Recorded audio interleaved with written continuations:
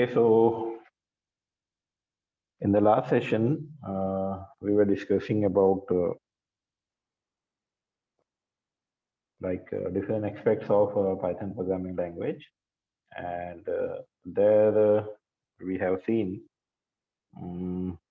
how can we make use of loops also. So loop तक का हमारा हो चुका है, and we have worked on for loop, we have worked on while loop, and today we will start with the function. We will see how the functions are defined in Python, how the functions are used in Python. Okay.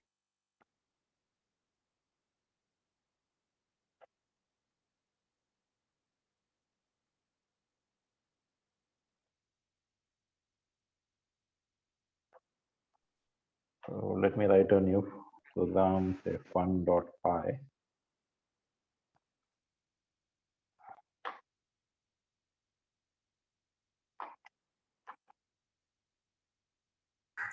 Sir एक student meeting में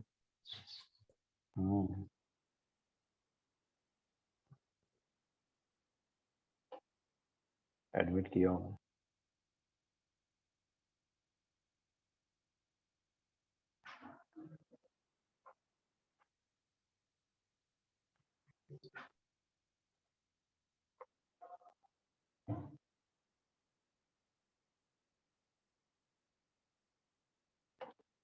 Okay, so as I said you that today we'll be working on functions. So functions in Python, and we will see how to define our own functions. So basically user-defined functions. You can say user-defined functions in Python.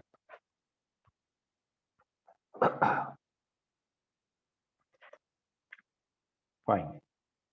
So as we all know that a function is basically a collection of statements which is written to complete the given task. So किसी एक specific काम को complete आवाज बहुत slow आ रही. Hello, am I clearly audible? Yes sir. तो अभी आवाज किसी को slow आ रही है? पहले आवाज slow आ रही थी क्या? नहीं सर बराबर. No sir. Video lagging? No sir. No sir. Sir, font size. हाँ? फॉन्ट साइज बड़ा सर है, वो छोटा दिख रहा है. फॉन्ट साइज ना, ठीक है. Yes sir. यार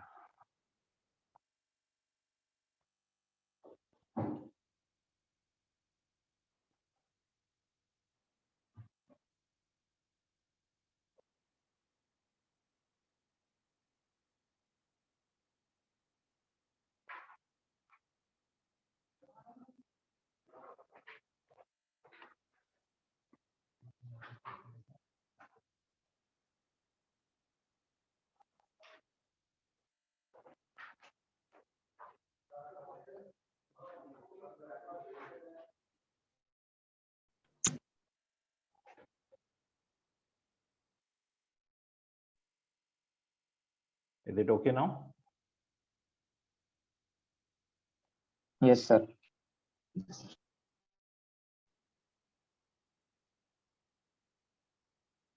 जो लेट एंट्री है ना, ये एडमिट करके मुझे डिस्टर्ब कर रहा है.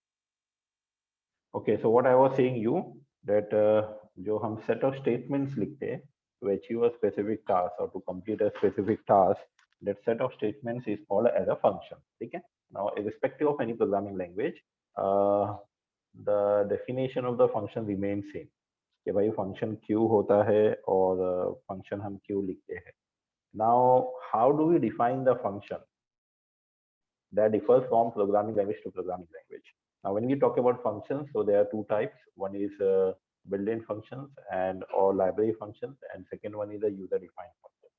तो जो library functions होते हैं वो functions होते हैं जो कि programming language में या फिर किसी library के थ्रू, किसी package के थ्रू हमको ready-made available होते हैं. We only use those functions.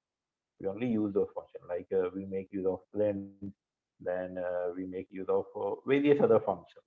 बाकी किसी भी क्लास के फंक्शन के ऊपर आप काम कर रहे हो, लिस्ट की क्लास है, you are making use of append function, you are making use of insert function, you are making use of input function. So all these are the library functions you can say, apart from this library functions, you can define your own function in your program, in your module. Okay, and ये जो function हम define करते हैं, that is called user defined function.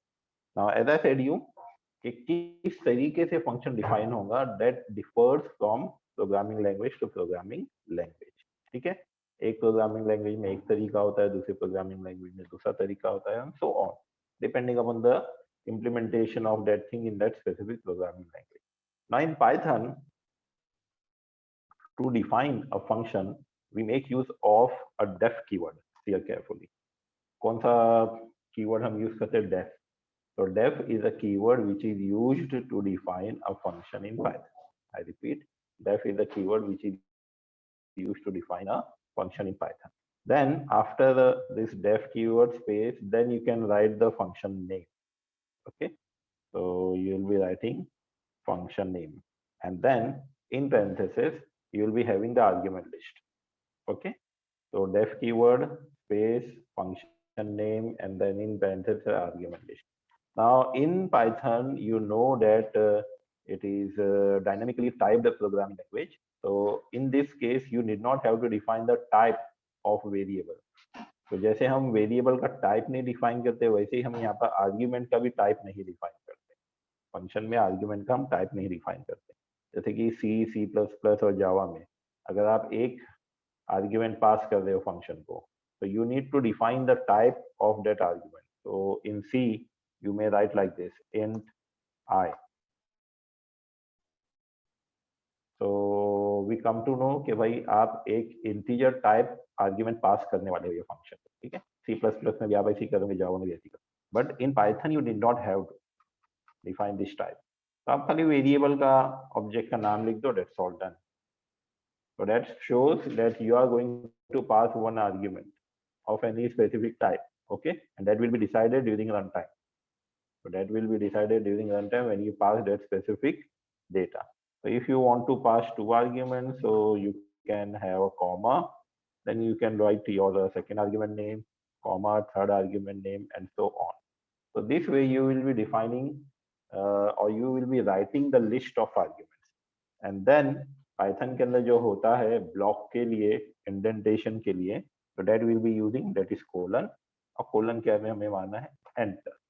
जैसे हमने enter मारा, so as you can see here कि हम एक टैब स्पेस आगे आ गए, हम एक टैब स्पेस आगे आ गए. So this is indentation, fine. So now whatever you are going to write, that will be part of the function fun name. That will be part of the function fun name. So now you can code out here. अभी आपको जो भी coding करना है यहाँ पर आप coding कर सकते हो. आपको लास्ट में कोई वैल्यू रिटर्न करना है, यहाँ पर वैल्यू रिटर्न कर सकते हो. In Python, interestingly, you can return multiple values, and you need not have to define the return type. क्यों return type define करने की जरूरत नहीं है? क्योंकि हम डेटा टाइप ही नहीं डिफाइन करते Python के अंदर. It is dynamically typed programming language, so we need not have to define it. Okay, तो हम वहाँ पर रिटर्न टाइप भी डिफाइन नहीं करते, and you can return multiple value. For example, अगर आपके पास आपने कुछ यहाँ पर स्टेटमेंट लिखे हैं, से statement 1, then statement 2, and then statement 3, और फिर इसके बाद में आपको कुछ दो वैल्यूज रिटर्न करना है. So you can return multiple value, return say val1 comma val2. So this way you can return multiple values. Fine. So this is how your function will be defined in Python. What I do, इसको ऐसे ले लेता हूँ. So that also becomes a comment.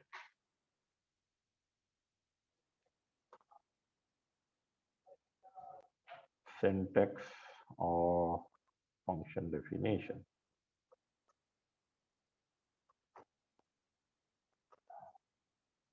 Fine. So now what we will be doing, we will be defining our own function. तो हम एक function define करते हैं, and generally and most often when we start writing the function, तो वही हम अपना favorite काम हमेशा से जो करते आए हैं, finding the factorial of a given number. So let's write a function to return you or to give you the factorial of a given number.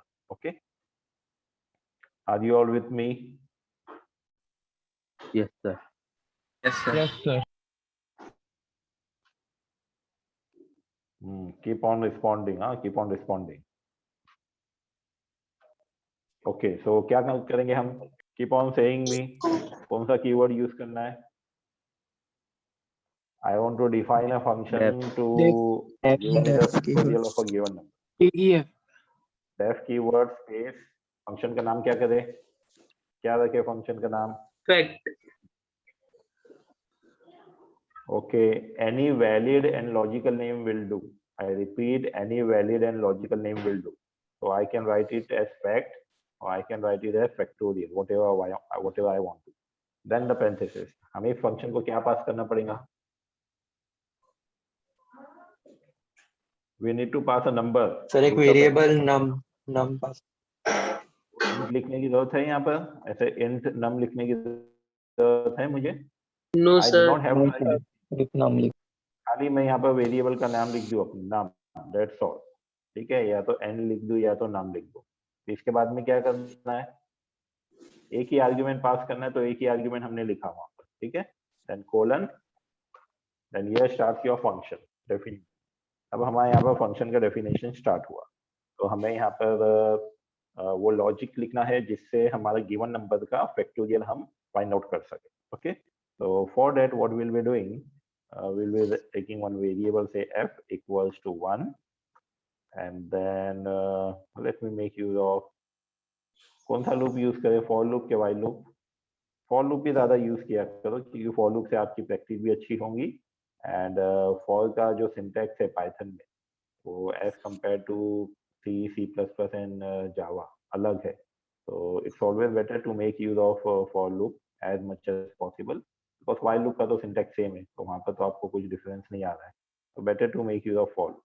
So for say I in range, कहाँ से start होना है? हमें 1 से start होना है और हमें num तक जाना है. तो num +1 लिखना पड़ेगा कि खाली num लिखो?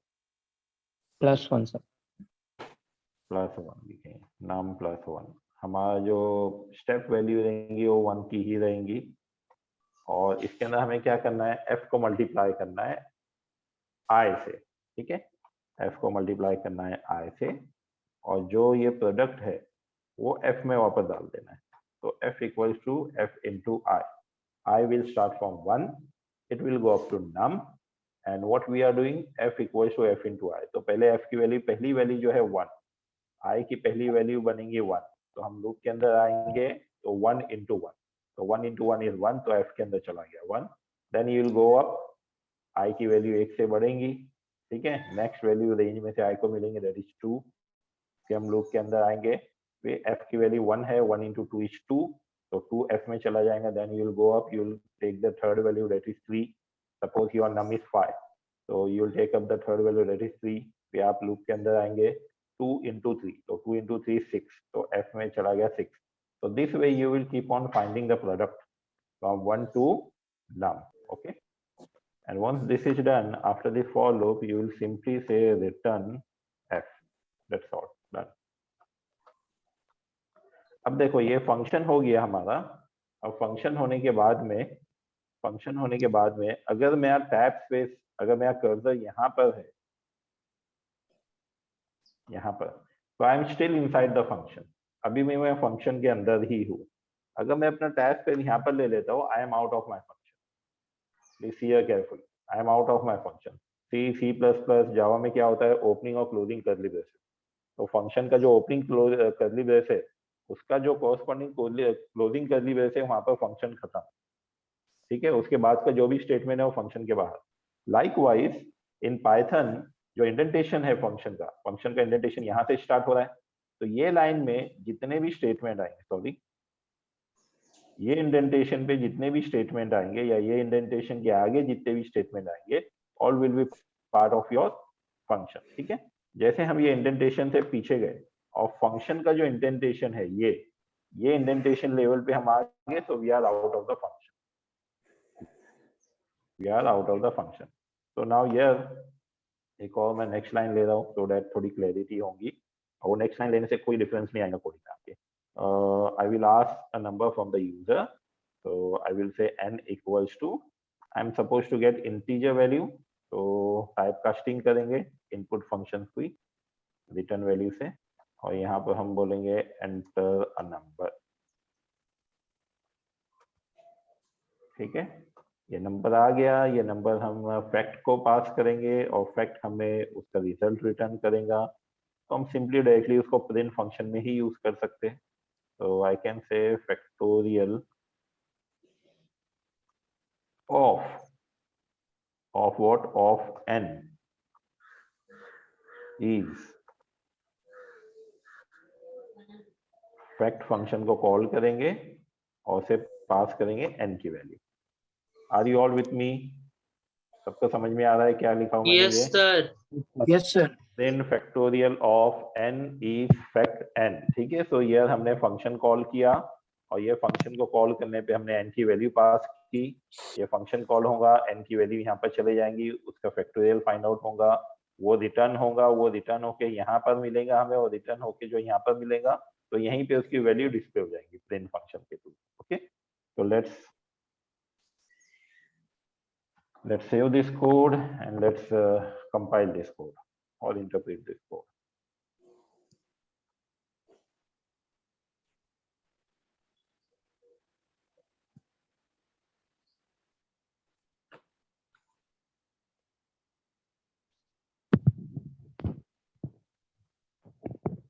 Python fun.py and it says me enter a number and I say phi and it says factorial of phi is 120.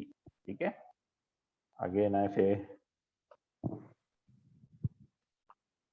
enter number, so I say 9 and it says factorial of 9 is 3,62,880. Okay, so this way it will find the factorial of a number. Is it clear to all? Yes, sir. So please, sir Python में main method का तो कोई इसके concept बाद नहीं है में क्या? अभी डालेंगे हम, अभी डालेंगे, वही मैं बता रहा। मेन मेथड का ऐसे कोई कॉन्सेप्ट नहीं है पाइथन में, frankly speaking. Main function is required in your C, C plus plus and even your Java. तो वहां पर होता क्या है कि they are the compiled programming languages. तो कंपाइल्ड प्रोग्रामिंग लैंग्वेज में क्या होता है, पूरा प्रोग्राम कंपाइल होता है, पूरा प्रोग्राम आपका सिंटैक्स चेक होता है, आपका कन्वर्ट होता है, और पूरा प्रोग्राम कंपाइल होने के बाद में एग्जीक्यूटेबल बनती है, उस एग्जीक्यूटेबल को आप एग्जीक्यूट करते हो, रन करते हो। फाइन, अब जब आप उस एग्जीक्यूटेबल को रन करते हो ना, तो उसका रन करने के लिए स्टार्टिंग पॉइंट क्या है ये डिफाइन करना जरूरी है। कंपाइलेशन के लिए स्टार्टिंग पॉइंट होता है फर्स्ट लाइन, तो no need to say anything, तो फर्स्ट लाइन से कंपाइलेशन स्टार्ट होता है। ठीक है, तो no need to define the compilation point. But when you want to execute the executable, तो एग्जीक्यूटेबल को एग्जीक्यूट करने के लिए भाई एग्जीक्यूशन कहाँ से स्टार्ट करें ये बताना पड़ता है। तो in C, C plus plus and in even Java, your execution start from the main function और the main method. I repeat, the execution start from the main function. ठीक है, तो आपका जो मेन फंक्शन होता है वो पॉइंट ऑफ एग्जीक्यूशन होता है, sorry starting point of execution होता है। Fine, in Python that is not the case, because Python is an interpreted programming language and as it converts or compiles or interprets, it execute also. तो आपका first line से समझो execution start हो जाता है, accept the functions. अभी यहाँ पर हमारा फंक्शन डिफाइंड है, लेकिन जब तक फंक्शन कॉल नहीं होगा तब तक फंक्शन एग्जीक्यूट नहीं होगा। तो दो फंक्शन यहाँ पर डिफाइंड है हमारा, लेकिन फंक्शन को कॉल यहाँ पर किया जा रहा है, तो यहाँ पर एग्जीक्यूट। अब इसकी वजह से क्या होगा कि ये फंक्शन जो है, पहला जो लाइन हमारी यहाँ से इंटरप्रिटेशन शुरू होगा, तो ये तो कांस्टेंट स्ट्रिंग है, फिर नीचे आ गए, तो ये लाइन हमारी पहले इंटरप्रिट और एग्जीक्यूट होंगी। तो सबसे पहले ये हो जाएगा, फिर ये लाइन हमारी इंटरप्रिट और एग्जीक्यूट होंगी, फिर इसमें ये फंक्शन कॉल हुआ, तो ये फंक्शन पे चले जाएंगे हमारा प्रोग्राम कंट्रोल, और प्रोग्राम कंट्रोल क्या करेंगे, इस फंक्शन को एग्जीक्यूट करेगा, और फंक्शन की जो भी वैल्यू रिटर्न आ रही है वो वैल्यू यहाँ पर रिटर्न आएंगे और डिस्प्ले हो जाएंगे। So this is how it is done in your Python. So as such, you do not need any main function because you do not need any starting point of execution. It is like line by line. ठीक है? But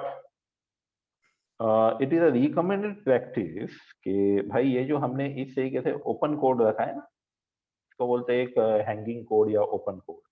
तो इस code को जो कि आपका पहले execute होने वाला है, इस कोड को आप ओपन मत रखो। आई रिपीट, इस कोड को आप ओपन मत रखो। ऐसा बोला जाता है, it's a recommended practice in Python, कि भाई इस कोड को, जो आपका मेन कोड है जिसको हम ड्राइवर कोड भी बोलते हैं, तो ये कोड को आप किसी एक फंक्शन में डाल दो। क्या करो, किसी फंक्शन में डाल दो। अब हमें मालूम है कि भाई फंक्शन कैसे डिफाइन किया जाता है पाइथन के अंदर, तो हम वही काम करेंगे। क्या करेंगे हम, हमारे जो ड्राइवर कोड है इसको हम किसी फंक्शन में डालेंगे, तो डेफ फंक्शन बनाएंगे डेफ कीवर्ड से। अब सेकंड रिकमेंडेड स्टाइल ये है कि भाई चलो, अब आप लोग ने बचपन से मेन मेन मेन करते आए हो ना, तो एक काम ये करो कि ये फंक्शन का नाम मेन डाल दो। There is no hard feeling, आप मेन डालो, आप सब मेन डालो, आप हमारा मेन, आपका मेन, सबका मेन, जो नाम डालना है डालो, but it should be valid and logical. But it is a good practice कि भाई इट शुड बी मेन, क्योंकि अब तक के हमने सी प्लस सब प्रोग्रामिंग लैंग्वेज में नाम देखा है मेन, तो मेन डाल लो। अगर कुछ आर्ग्यूमेंट डिफाइन करना है तो डिफाइन करो, वरना मत डिफाइन करो। कोलन डालो, एंटर मारो, और आपका ये जो कोड है ना, जो आपका मेन कोड जहाँ से आपको एग्जीक्यूशन स्टार्ट करना है, उस कोड को आप इस फंक्शन में डाल दो। तो ये कोड अब आ गया इस फंक्शन के अंदर। ठीक है, तो हमने एक फंक्शन बनाया और वो फंक्शन के अंदर क्या क्या है हमारे, ये 2 लाइन है। फाइन। अब क्या होगा कि भाई आपने फंक्शन बना लिया, आपने ये भी फंक्शन बना लिया, लेकिन अगर मैं इसको एग्जीक्यूट करना जाऊं तो ये एग्जीक्यूट होता है क्या, लेट्स सी।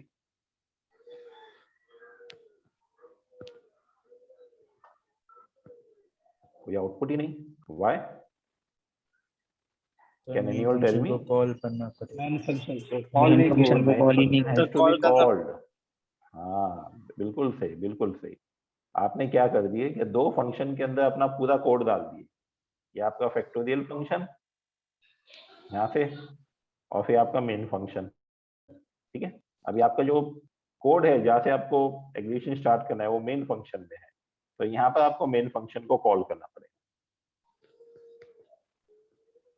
तो यहीं पे बस मेन फंक्शन को ऐसे कॉल कर दो, done. Now let's see.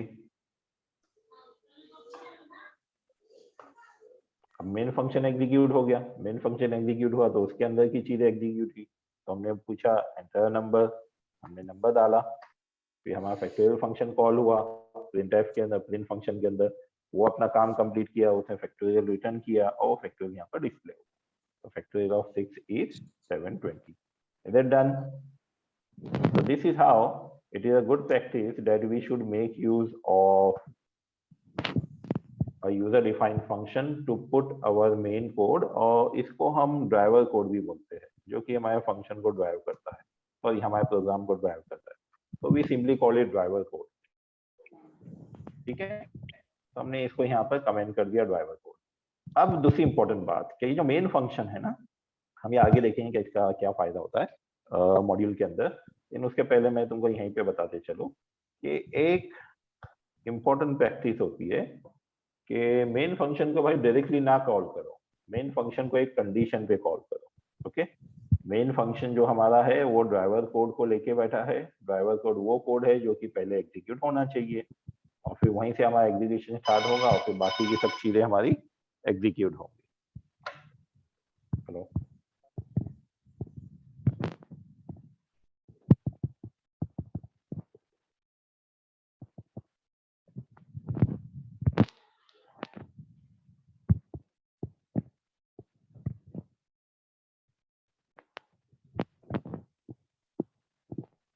Yes.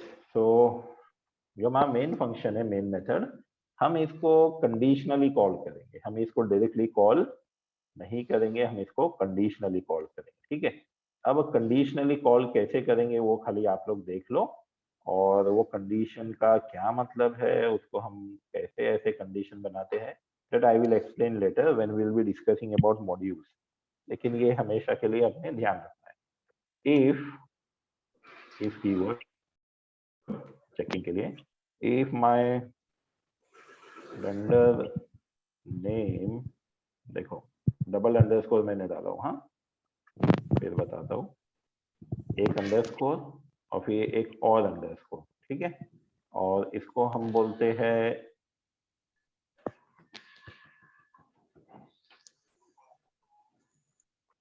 Double underscore, ठीक है।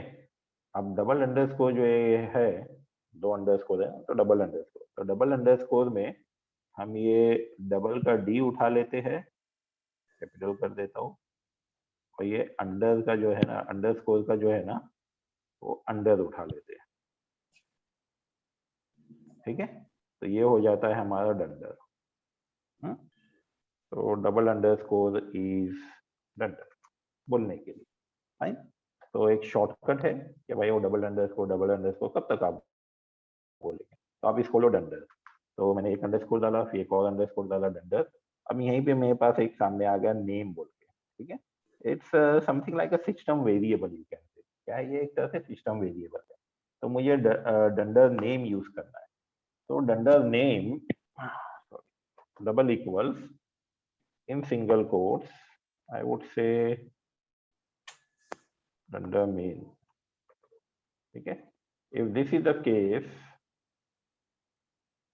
colon, if this is the case, then execute my main.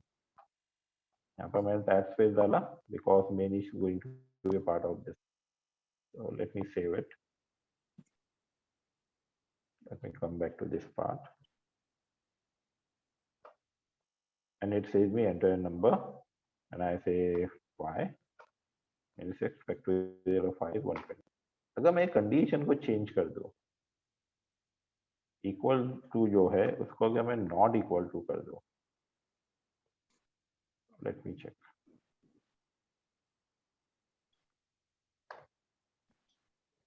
Now see carefully. जैसे मैंने उसे नॉट इक्वल किया तो यहाँ पर मैं वो फंक्शन कॉल ही नहीं हुआ, फंक्शन कॉल नहीं हुआ तो प्रोग्राम एग्जीक्यूट नहीं हुआ, और प्रोग्राम एग्जीक्यूट नहीं हुआ तो कोई काम नहीं हुआ हमारा, ठीक है।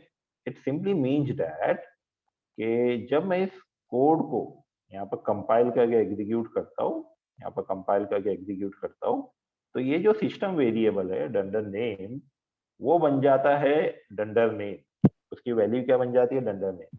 तो dunder name is set to dunder name when I execute the program, when I compile that program, ठीक है। तो ये नॉट इक्वल टू मैं हटा दूंगा और इसे डबल इक्वल टू रखता हूँ, और ये डबल इक्वल टू रखने पर वो मेन रहेगा और हमारा मेन मेथड कॉल हो जाएगा, और हम जो भी काम कर रहे हैं हमारा काम होगा। तो this is how it is getting done, ठीक है। तो ये चीज अभी हमें हमेशा करना है। अब हम क्या करेंगे कि डायरेक्टली मेन फंक्शन को, पहली बात हमारा जो ड्राइवर कोड है वो हम एक फंक्शन में डालेंगे, उसका नाम हम रखेंगे मेन। इसका मैं कुछ भी नाम रख सकता हूँ, प्लीज बी केयरफुल, इसका मैं कुछ भी नाम रख सकता हूँ। फॉर एग्जाम्पल मैंने उसका नाम रख दिया से मेन 1 2 3, तो मैं यहाँ पे कर देता हूँ मेन 1 2 3,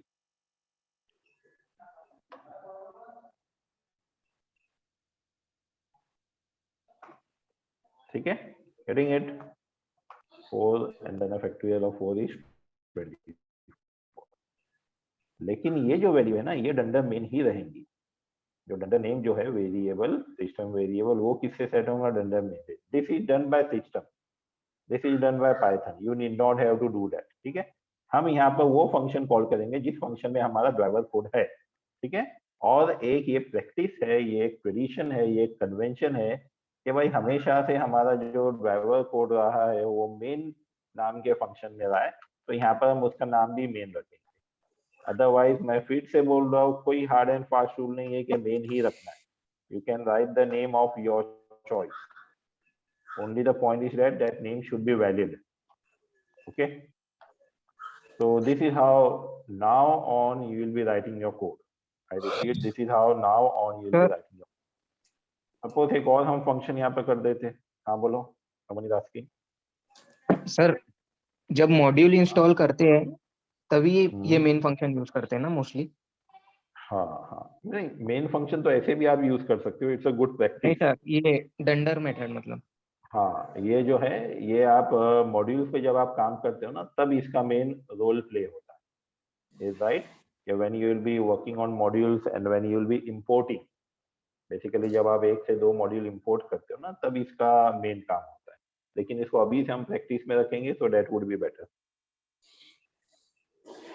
ओके सर। चलो एक और फंक्शन लिखते हैं किसी काम के लिए। बोलो क्या काम करें?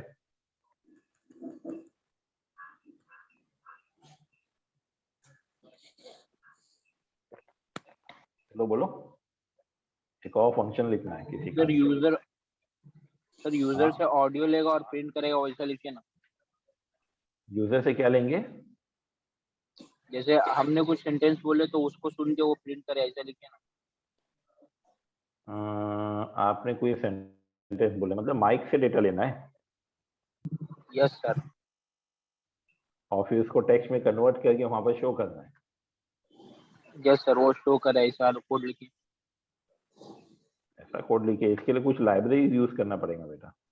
यस सर, पाई ऑडियो। टाइम कास्ट का बोल रहा है, पाई ऑडियो यूज कर सकते हैं। सर तो speak there you function need to भी make use of audio, sorry there you need to make use of some library of your library. अगर डायरेक्टली अवेलेबल है तो इंपोर्ट करना पड़ेगा वो लाइब्रेरी, अगर डायरेक्टली अवेलेबल नहीं है तो सर वो लाइब्रेरी है या मॉड्यूल है? Module. Module library means module only बेटा। देखो आप लाइब्रेरी बोलते हो लेकिन आप जब इंपोर्ट करते हो तो you import a module, so technically it is called as a module because when you implement it as a module. But when you say library, so library is in general which is ready made to be used. You do not write the code for it, you generally use it.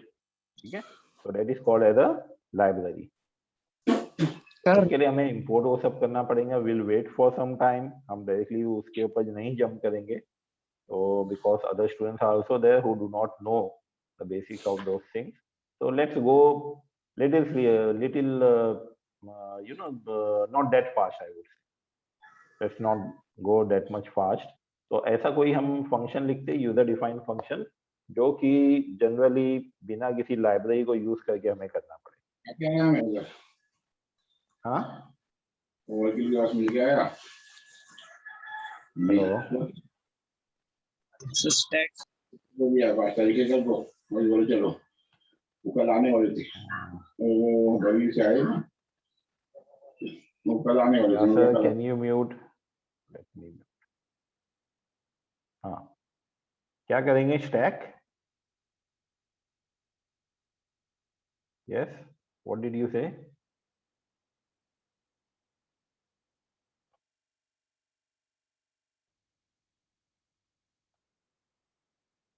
Yes, क्या काम करना है? क्या जल्दी बताओ यार, कुछ function बताओ करने के लिए। स्टैक बना सकते हैं। स्टैक आप इम्प्लीमेंट कर सकते हो with the help of list. So there you can perform different operations on stack like push, pop. So that you can do. So this is, for example, my main ठीक है, let's see that. So define push, और इसको हम क्या पास करेंगे? इसको हम दो चीज पास करेंगे, एक तो स्टैक जिसमें मुझे पुश करना है और एक एलिमेंट जो मुझे पुश करना है। ठीक है, तो basically stack we can implement in the form of a list.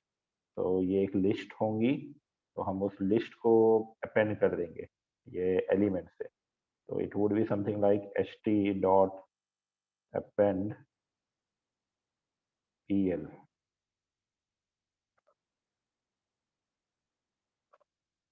and then I can return, or I can even avoid returning this, but let's see.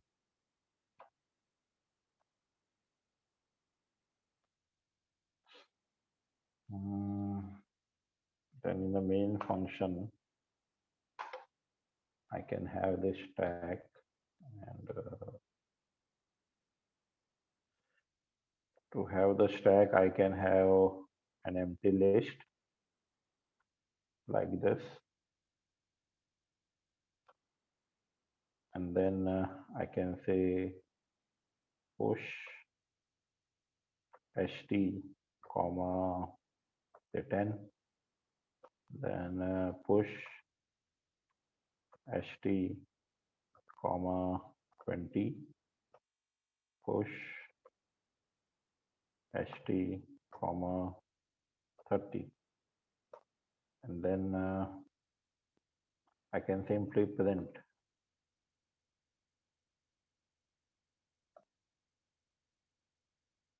stack content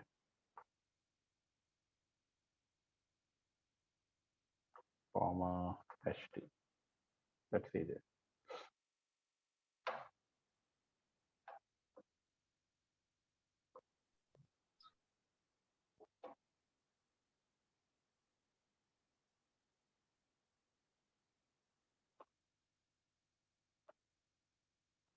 So stack content, and the stack content is 10, 20, 30. So this is last in first out होना चाहिए. तो 10, 20, 30 हमने डाला था, तो अगर हम display कर रहे तो रिवर्स ऑर्डर में डिस्प्ले करना चाहिए. So what I will be doing while displaying, I can display the list in my reverse order, so that I can say 30 is on top.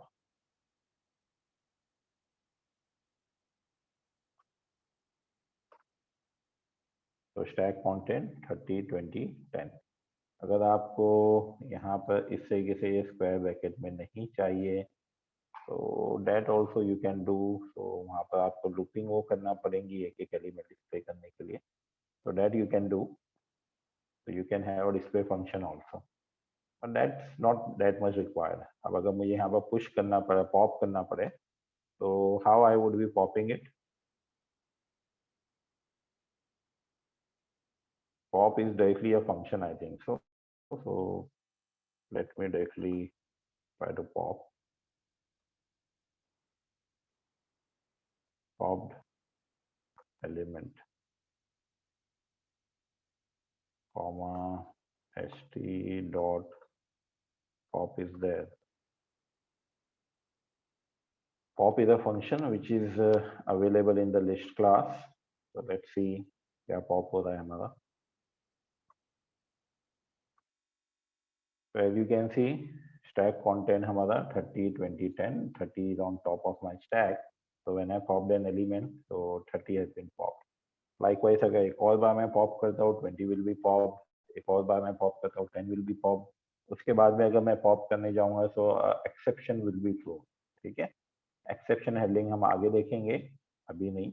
But an exception would be thrown if I try to pop from a list which is already an empty list. So this is how you can implement few more functions, and you can work, or you can convert a list into a stack. Generally stack के लिए Python के अंदर हम list ही use करते हैं. I repeat, for stack we make use of list, and we make use of append method to push the element onto the stack, and we make use of the pop method to pop the element from the stack, okay, or from the list. So this is how you can do this basic things. और यहीं पे अगर आप चाहो तो मैं 10, 20, 30 directly लिख दिया हो. आप चाहो तो एक मेन्यू ड्रिवन प्रोग्राम यहाँ पर बना सकते हो. आप यूजर से पूछ सकते हो डेटा क्या पुश करना है, वो आप डेटा पुश कर सकते हो. तो यू कैन डू ऑल दो स्टफ. मैंने यहाँ पर खाली क्रूड वे में एकदम लिख दिया हूँ यहाँ पर कि एक पुश फंक्शन है और मैं डायरेक्टली 10, 20, 30 पुश कर रहा हूँ. But you can work as per the user choice. You can have your infinite while loop. यहाँ पर आप इनफाइनाइट वाइल लूप डाल सकते हो, जो कि हमने स्टार्टिंग में देखा भी था. आई एम नॉट रॉन्ग, किसने था वो? हाँ, ईयर इटसेल्फ. तो देखो यहाँ पर एक इनफाइनाइट वाइल लूप है, यहाँ पर मेन्यू है, और मेन्यू के अंदर हमारे ऑप्शंस है, और हम यहाँ पर चॉइस यूजर से लेकर इफ एलिफ हमने इम्प्लीमेंट किया है, because we do not have switch case. तो इफ एलिफ से आप सभी केसेस को इम्प्लीमेंट कर सकते हो. तो the same you can do in your functions. In the main function you can have that infinite while loop, and you can implement a menu जहाँ पर आप multiple options दोगे. पहला ऑप्शन आपका factorial होगा, दूसरा ऑप्शन आपका for example push an element into the stack, तीसरा ऑप्शन होगा आपका display a stack, चौथा ऑप्शन होगा आपका perform a stack. So this way you can have multiple options, okay, you can implement all those things. This is how about you can work on functions in Python. What is important that you should know how do we handle function in Python. There is a def keyword, or then you have the name of a function, and then you have the argument list. ठीक है. अब यहाँ पर एक और चीज है Python के अंदर. As I said you that you can return multiple values. आप मल्टीपल वैल्यूज भी रिटर्न कर सकते हो। देखो यहाँ पर हमने रिटर्न किया था, लेकिन यहाँ पर हमने रिटर्न करके लिया भी नहीं, लेकिन ये जो लिस्ट है वो इफेक्ट हो गई, because list are basically the reference to an object. तो आप यहाँ पर जो भी चेंजेस करते हो वो चेंजेस डायरेक्टली यहाँ पे इफेक्ट हो जाएंगे। तो as such there is no need to return anything, यहाँ पर रिटर्न करने की कोई जरूरत है नहीं। देखो यहाँ पर हमने रिटर्न करके कुछ लिया भी नहीं। ht इक्वल्स टू पुश ऐसा लिखना चाहिए था, लेकिन हमने नहीं लिखा हो, हमारा पुश जो काम है वो बराबर हो रहा है। It means that this is not required.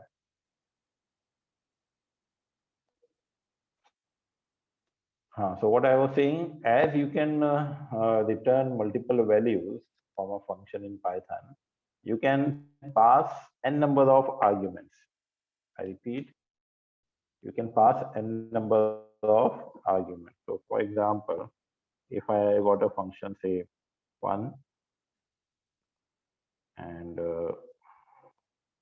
my program name is fun, say fun bar. So now I can pass n number of arguments. n number of arguments ये होता है कि कभी मैं चाहूँ तो ये फंक्शन को मैं एक आर्ग्यूमेंट पास करूँ, कभी मैं चाहूँ तो कोई आर्ग्यूमेंट ना पास करूँ, कभी मैं चाहूँ तो 2 आर्ग्यूमेंट पास करूँ, कभी मैं चाहूँ तो 10 आर्ग्यूमेंट पास करूँ, जैसे प्रिंट में होता है। प्रिंट फंक्शन को अगर आप गौर से देखो तो प्रिंट फंक्शन को हम varying number of argument pass करते हैं। क्या पास करते हैं? Varying number of argument. कभी हम खाली स्ट्रिंग पास करते हैं, कभी हम स्ट्रिंग पास करते हैं, फिर वेरिएबल पास करते हैं, कभी हम 2 स्ट्रिंग पास करके 2 variable, 4 string, 4 variable, it's up to us. So the idea is what? You can pass varying number of arguments to the print method or the print function. Likewise, आपका अपना एक function हो सकता है जिसमें आप varying number of argument पास करो, और वो varying number of arguments के लिए एक सिंपल सिंटैक्स है पाइथन के अंदर कि आपका जो आर्ग्यूमेंट है वो आर्ग्यूमेंट का आप नाम लिख दो, फॉर एग्जांपल arg आर्ग्यूमेंट, और इसके आगे खाली स्टार लगा दो, दैट्स ऑल। टाइप वाइप कुछ बताने की जरूरत नहीं है। ओके, क्या किया आपने आर्ग्यूमेंट का नाम लिखा, उसके आगे स्टार लगा दिया। इसका ये मतलब हो गया पाइथन के लिए कि भाई you can now pass varying number of arguments to this function fun bar. तो अब हम क्या करते, जो आर्ग्यूमेंट हमारे पास आ रहे हैं ना उनको ही डिस्प्ले कर देते। तो for I in arg print I, let's see, ठीक है।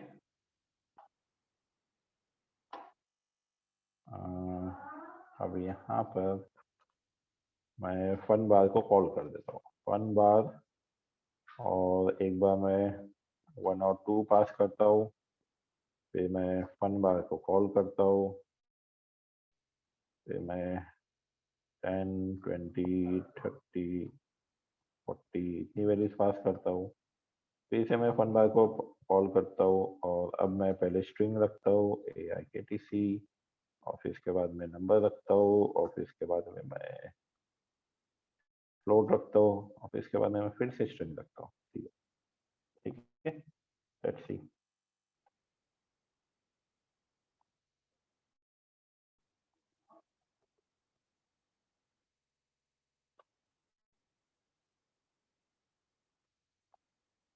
Now see what's happening. ये पॉप एलिमेंट हुआ, इसके बाद में 1 2 पहले डिस्प्ले हुआ। ये जो 1 2 डिस्प्ले हुआ वो किसके लिए डिस्प्ले हुआ? पहले कॉल के लिए। तो फन बार का जो पहला कॉल है उसमें हमने क्या किया, 1 और 2 दो वैल्यू हमने पास की, तो 1 और 2 डिस्प्ले हो गया। फिर हमने दूसरी बार फन बार को कॉल किया, उसमें हमने 4 वैल्यू पास की, 10 20 30 40। तो देखो चारों वैल्यू डिस्प्ले हो गई, 10 20 30 40। ठीक है, फिर इसके बाद में फिर से हमने फन बार को कॉल किया, और अब हमने तो अलग अलग टाइप की वैल्यू पास कर दी। पहले हमने स्ट्रिंग रखा उसमें, फिर हमने इंटीजर रखा, फिर फ्लोट रखा, फिर हमने स्ट्रिंग रखी। अब फन बार जब कॉल हुआ तो वापस से अब यहाँ पर वैल्यूज बराबर से डिस्प्ले होगी। पहले AIKTC, फिर 10, फिर 20.5, then so this is how it is so simple in Python. You can handle varying number of arguments. Idea क्या है? Varying number of arguments. So I say here function with varying number of arguments.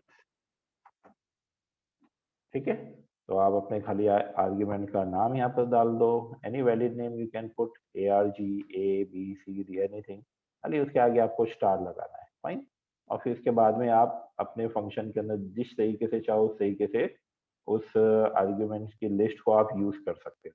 तो basically ARG of 0 अगर मैं लिखूंगा तो first argument मिलेगा, ARG of 1 लिखूंगा तो सेकेंड आर्ग्यूमेंट, ARG ऑफ 2 लिखूंगा तो थर्ड आर्ग्यूमेंट, ARG ऑफ -1 लिख दूंगा तो मुझे last argument.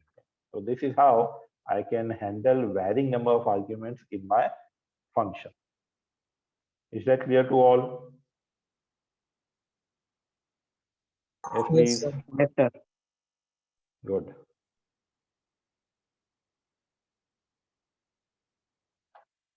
Okay, fine. So I think अब हमें क्या करना है कि आपका जो सेकेंड एक्सपेरिमेंट का जो सेकेंड प्रोग्राम है that is about function. So I request you people कि ये जो प्रोग्राम है इसी प्रोग्राम को आप यूज करके एक प्रोग्राम बनाओ जिसके अंदर 2-3 फंक्शंस हो अलग अलग, या आपका मेन फंक्शन हो, वो मेन फंक्शन में आप उन 2-3 फंक्शन को कॉल करते हो। तो मेन फंक्शन के अंदर थोड़ा आप मेन्यू बनाओ, उसके अंदर आप ऑप्शंस रखो और फिर ऑप्शंस के अंदर एक एक फंक्शन को कॉल करो, जो आर्ग्यूमेंट्स उसको लगते हैं यूजर से लेना है तो यूजर से लेके आर्ग्यूमेंट पास करो, और जो भी इसका आउटपुट है वो आउटपुट आप डिस्प्ले करो। So that way you can complete the second program of the second experiment, और यहाँ पर डंडर नेम यूज करो और मेन फंक्शन को कॉल करो, ठीक है। I stop the recording.